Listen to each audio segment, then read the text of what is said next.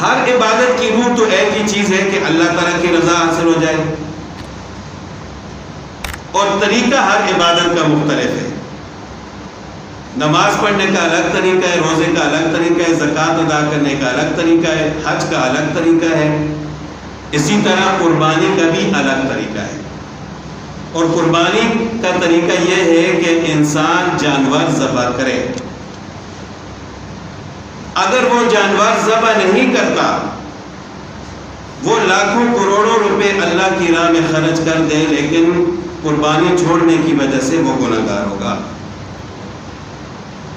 آج کل یہ سوال بہت عام ہو چکا ہے، خاص کر جو لیبرل قسم کے لوگ ہیں وہ ان دنوں میں ایسی چیزیں مشہور کر دیتے ہیں کہ قربانی کرنے کی کیا ضرورت ہے، کتنے لوگ بھوکے ہیں، فقیر ہیں، ان کو کھانے کے لیے روٹی نہیں ملتی، اس سے بہتر نہیں ہے کہ ان کی مدد کی جائے، کتنی بچیاں یتیم ہیں، بہتر نہیں ہے کہ ان کی شادی کروا دی جائے، کتنے ہی بچے ایسے ہیں جو تعلیم نہیں حاصل کر سکتے، قربانی کرنے سے بہتر نہیں ہے کہ ان کی مدد کی جائے۔ تو اللہ تعالیٰ نے غریبوں کی مدد کے لیے زکوٰۃ کو فرض فرمایا ہے۔ جب زکوٰۃ دینے کا وقت ہوتا ہے تو اس وقت آپ غریبوں کی مدد کیوں نہیں کرتے؟ اللہ تعالیٰ نے غریبوں کی مدد کرنے کے لیے صدقہ فطر کو واجب فرمایا ہے۔ جب صدقہ فطر دینے کا وقت ہوتا ہے تو اس وقت آپ غریبوں کی مدد کیوں نہیں کرتے؟ اور اس کے علاوہ آپ پورا سال نفلی صدقات ادا کریں، اپنے مال میں سے غریبوں کو دیں، ان کی مدد کریں۔ اللہ تعالیٰ تو جب انسان خرچ کرتا ہے تو دگنا تر دگنا اس بندے کو عطا فرماتے ہیں، اور 70 گنا زیادہ اس کو اجر عطا فرماتے ہیں۔ لیکن قربانی چھوڑ کر اگر کوئی یہ کہے کہ میں کسی غریب کی مدد کروں گا تو وہ اللہ تعالیٰ کے حکم کی نافرمانی کرنے والا ہوگا۔ اور یہ لوگ انہی دنوں میں ایسی باتیں پھیلاتے ہیں تاکہ جو مسلمان ہیں وہ عبادت میں سستی اختیار کریں۔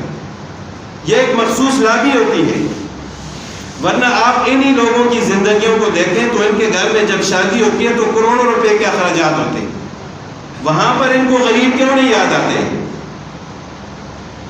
اب یہ 2-3 دن پہلے ایک بات مشہور ہوئی ہے کہ سمندر میں چند لوگ گئے ہیں ٹائٹینک کو دیکھنے کے لیے آبدوز کے ذریعے، وہ آبدوز بھی غائب ہو گئی۔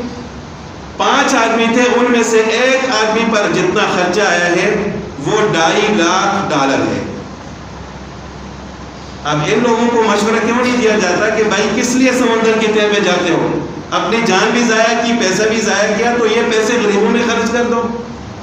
لیکن وہاں پر کسی کو یہ فکر نہیں ہوتی، یہ سوچ کسی کی ذہن میں پیدا نہیں ہوتی کہ یہ لوگ فضول خرچی کیوں کرتے ہیں، صرف قربانی کرنا ہی جو ہے معیشت کی تباہی ہے۔